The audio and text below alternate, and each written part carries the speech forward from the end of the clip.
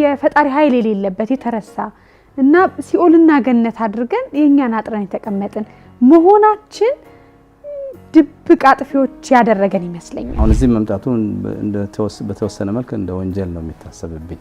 ወይ ለምን መጣው የት ሄዳለው ነው። ፍልስፍናም በብዛት መልስ ያላገኘለት ሳይንስም መልስም አይሰጠን ነገር ምክንያቱም የምናስብ ስለሆነ ጉዝ ትሆናላችሁ የሚለው ብቻ በቂ አይደለም። መንፈስም ስላለን ያንን መንፈስ የት ይሄዳል የሚለው እንጠይቃለን። አንዳንድ እንደው ምግባሮቻችን ብዙ ሰዎች ሲያስተውሉ ከአንድ እምነት ወይም ገዢ ወይም አስተዳዳሪ ካለው ኃይል አይጠበቅም ይላሉ። በየትኛው መንገድ ጋር ነው የተሳሳት ነው ብላ አምናለሁ። ተቀደሰች ናት እላለሁ እኔም እንዳንቺው። ግን ቅድስናዋን እንዴት ታስከብራለች የሚለው ፈተና ነው። 8ኛው ሺህ እንዳልሽው የምጽአት ቀንን ማሰቡ ይከብደኛል። እኔ መቼ እንደሚሆን አላውቀውምና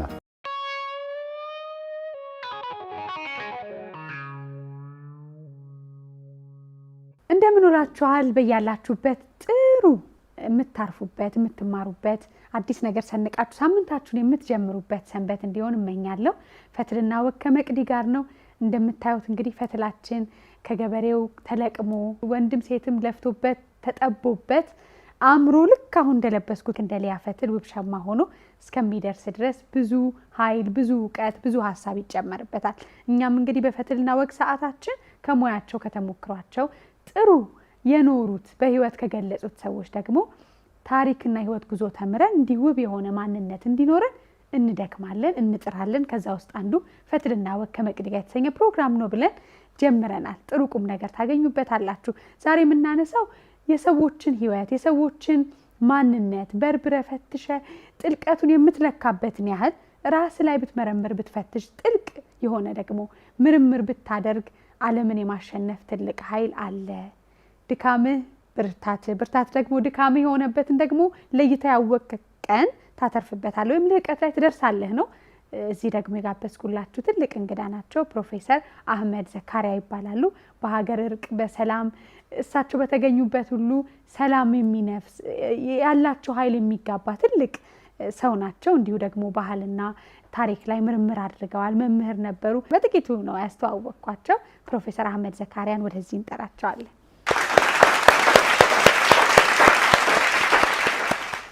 ፕሮፌሰር እንኳን ደህና መጡ። በቃቸውን እንደምን አሉ? ደህና ሰላም። ቁጭ በል። እንኳን በደህና መጡ ፕሮፌሰር። ጾም ገብቷል። ታላቁ የረመዳን ጾም በክርስትና እምነት እንግዲህ አብይ ጾም ሁለቱ ጾሞች ደግሞ የተጋጠሙበት ነው። እንኳን አደረሰው። እንኳን አብሮ አደረሰን። ጾም ጥሩ ነው? ጥሩ ነው በጣም። እንግዳይ ስለሆኑ በጣም አመሰግናለሁ። አንድ ጊዜ ቆይታ አድርገን አብረን ተጨዋውተን የሐሳቦት ከፍታ ትንሽ መውረጃው ላይ በርሶ ልክ አለመሆኑ አስደንቆኝ ነበረ። እኔስ ላይ ነው ያለሁት ብዬ ራሴን ጠየቅኩኝ እርሶን ሐሳብ ስሰማ። ከዛ ደግሞ ሀገር እንዲህ አይነት ደግሞ ጠቢባንም ይሁን ነገርን ለመመራመር ለማወቅ ደግሞ የለፉ ሰዎች እንዳሏት ሳስብ ደግሞ በጣም ከምኮራበት ሰው አንዱ ኖትና አክብረውኝ ስለመጡ ሐሳብ ለመነጋገር በጣም ፈጣሪ አክብሮት አመሰግናለሁ። እኔም አመሰግናለሁ። ደግመን መገናኘታችን ሶስተኛችን ጊዜ ነው። ሶስተኛችን ጊዜ ብዙ ቅርብ አይደሉም ለሚዲያ ግን መተው የሚያወሩት ነገር ደግሞ ህይወት አለውና ከእርሶ ጋር ምን መጫወት ፈለጉ። እርሶንም ሳይ የቤተሰብ የሚመሩበትን ጥበብ ሳይ ዓለምን የሚያዩበት መነጽር ወጣቶችን አዋቂዎችን ሁሉን ሲያገኙ የሚሰጡት ኃይል ያስደንቀኛል። ለሁሉ የሚነፍስ ሰላም አለ እርሶ ጋርና እንደው እንዴት ይቻላል ወይ ከውስጥ ያለ ሰላም ሞልቶ ሲፈስ ነው የሚዳረሰውና እስቲ የውስጥ ሰላምን እንዴት ነው የሚያዩት እርሶ በሚል እንጀምር። አመሰግናለሁ። አሁን ያለንበት የጾም ጊዜ ነውና የውስጥ ሰላማችንን ልንፈትሽ ነው አይደል?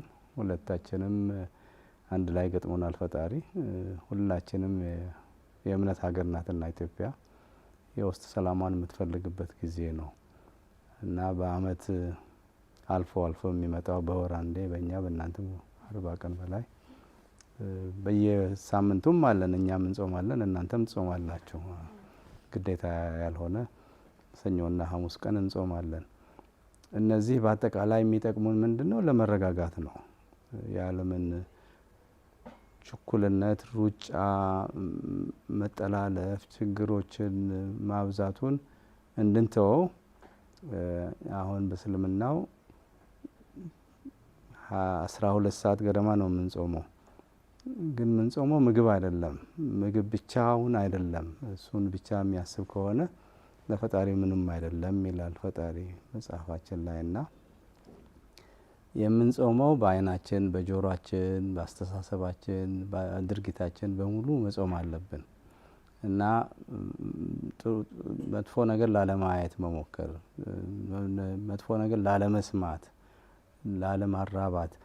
አሁን የሚጣላኝ ሰው ቢመጣ እኔ ጿሚ ነኝ እኮ ብዬ ራሴን መገደብ አለብኝ እንጂ እልህ ውስጥ የመግባቱ ነገር አይፈቀደልምና በክርስትናም ቢሆን ሱባኤ የምንገባበት ጊዜ ነውና አሁን የምንገባበት ወደ ፈጣሪ ልንጠጋጋ ነው አላማችንና ይህንን ተግባራዊ ካደረግነው የዓለምን ሩጫ፣ ጭቅጭቁን፣ ፉክክሩን የመሳሰለውን ነገር በሙሉ በተወሰነ መልክ ማርገብ እንችላለን ማለት ነው። ይሄ የረገበው ነገር ልምድ እንድናደርገው ነው። አሁን የልምምድ ጊዜ ነው። አሁን በ12 ወር 1 ወር ስፖርት የመስራት ጊዜ ነው። ሰውነታችንን የምናዘጋጅበት ጊዜ ነው እና ለአመቱ እንደ ቀደምቶቹ 6 ወር ይጠብቁታል። 6 ወር ያዝናሉ ሄደብን ብሎ 1 ወር ነው እና አመቱን በሙሉ የሚያስቡት ነገር ነበር የሚሆነው። አሁን ያው ቀኑ ሲያልቅ ወደ አዲሱ ዓለም እንገባና እንበላሻለን እንጂ ቀደምቶቹ ጾምን ለ6 ወር እየጠበቁት ይመጣላቸዋል። 6 ወር ደግሞ መሄዱ እያሳዘናቸው ይቆያሉ እና አመቱን በሙሉ የሚያስታውሱበት የአስተሳሰብ ሂደት ነበራቸው እና እሱን ለመመለስ ነው ትልቁ ጥረታችን። የሰው ልጅ ከተለቀቀ ገደብ የለውም። ያንን ገደብ የሚያበጀው ሁሌም እንደምንለው ወደ ፈጣሪው ሲመለስ ነውና ወደ ፈጣሪው ፊት ሲመለስ ሞትን ሲያስታውስ ነው እና እነዚህ ሁለቱ ነገሮች አሁን የግድ እናስታውሳቸዋለን።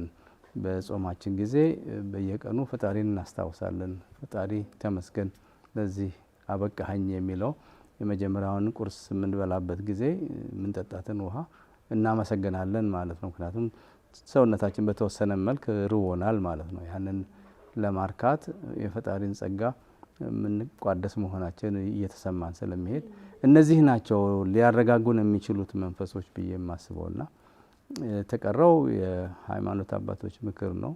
በስርዓቱ ከሆነ እሱ እየተረሳ በመምጣቱ ነው። እሱን እንደገና ማምጣቱ የሃይማኖት መጽሐፎችን ማንበብ አሁን በረመዳን ጊዜ ሁሉም ነገር ትተን አሁን እዚህ መምጣቱ በተወሰነ መልክ እንደ ወንጀል ነው የሚታሰብብኝ። ወይ ለምን? ስራዬን ማሳለፍ ያለብኝ ቁርአን በማንበብ ነው። ፈጣሪ ጋር የፈጣሪን ቃል ማስተንተን ላይ ነው ትልቁ ስራ። ወሩን ሙሉ ሌላ ነገር ትተን እስከተቻለ ድረስ ለኑሮው ካልሆነ በተቀረው ጊዜ በሙሉ ሌላ እውቀትም መሻቱ ብዙም አስፈላጊ አይነት አይደለም። ወደ ቁርአን ተመልሰን የፈጣሪን ቃል ማስተንተን ነው ትልቁ ስራችን። በዚያ ውስጥ ነው ምክር የምናገኘው፣ ትምህርት የምናገኘው፣ ታሪክ የምንማርበት፣ ህይወታችን እንዴት እንደምንመራ የምንማርበት ነገር ስለሆነ አንዱን ወር ሳናባክን 24 ሰዓቷንም ያው የምንተኛበትና የምንሰራበት ተቀንሶ ወደዚያ ነው መስጊድ ውስጥ መቆየት በጣም የተፈለገ ጊዜ ነው። ያለችዋን ከእንቅልፍ ውጭ ያለችዋን ጊዜ መስጊድ ውስጥ ሱባኤ መግባት ጊዜ ነውና ያም አንዱ መጽሐፍ ቁርአን ነው። መጽሐፍ ቅዱስም አሁን ይነበባል በብዛት እና እነዚህ ነገሮች ስናስታውሳቸው የህይወትን መረጋጋት የህይወትን ሰላም ለማምጣት ነው ትልቁ። የህይወት ትርጉማ ምንድነው ወደሚለው ብንገባ ህይወት ለምን መጣን የሚለውን የግድ መፈላሰፍ ሰው ልጅ አይተውምና ለምን መጣሁ የት ሄዳለሁ ነው።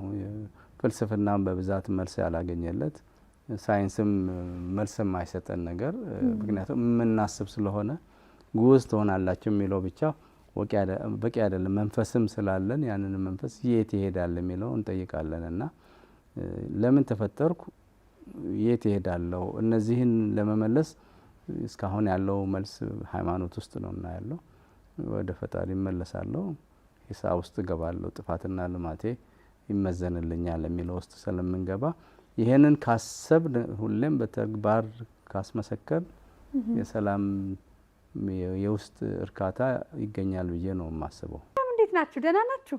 ዩቲዩብ መክፈቴን ታውቃላችሁ አይደለ? መቅድዬ ቲዩብ በሚል አሁን እስካለንበት ሰዓት ድረስ ከ40,000 በላይ ተከታይ ያለው። በጣም የሚያሳዝነው ነገር በስሜ በፎቶግራፊ ተመሳሳይ የሆኑ የዩቲዩብ ገጾች አሉ። ትክክለኛው የኔን ፕሮግራሞች እንዲሁ በአባይ ቴሌቪዥን የሚተላለፉ ፕሮግራሞችን የምታገኙት በዚህ ቻናል ነውና ትክክለኛው መቅድዬ ሚዲያን ሰብስክራይብ በማድረግ እንድትመለከቱ። ብዙዎቻችሁ ሰብስክራይብ ሳታደርጉ ነው የምታዩ። ስለዚህ ሰብስክራይብ አድርጉ። አመሰግናለሁ። አዎ እንግዲህ እሱ በሚያምኑ ዘንድ ወይም ደግሞ አንድ ነገር በሚከተሉት ዘንድ ያለው መገለጫ ከጊዜ ወደ ጊዜ እየተቀየረ ይመስለኛል። ፕሮፌሰር ሶም ያግዙናል። ድሮ ሰዎች የሚያምኑት እምነት መገለጫ አለው፣ ይታያል፣ ይዳሰሳል፣ እንማርበታለን፣ ራሳችንን እንድንጠይቅ እንጸጸትበታለን። አሁን ግን ትንሽ አንዳንድ እንደውም ምግባሮቻችን ብዙ ሰዎች ሲያስተውሉ ከአንድ እምነት ወይም ገዢ ወይም አስተዳዳሪ ካለው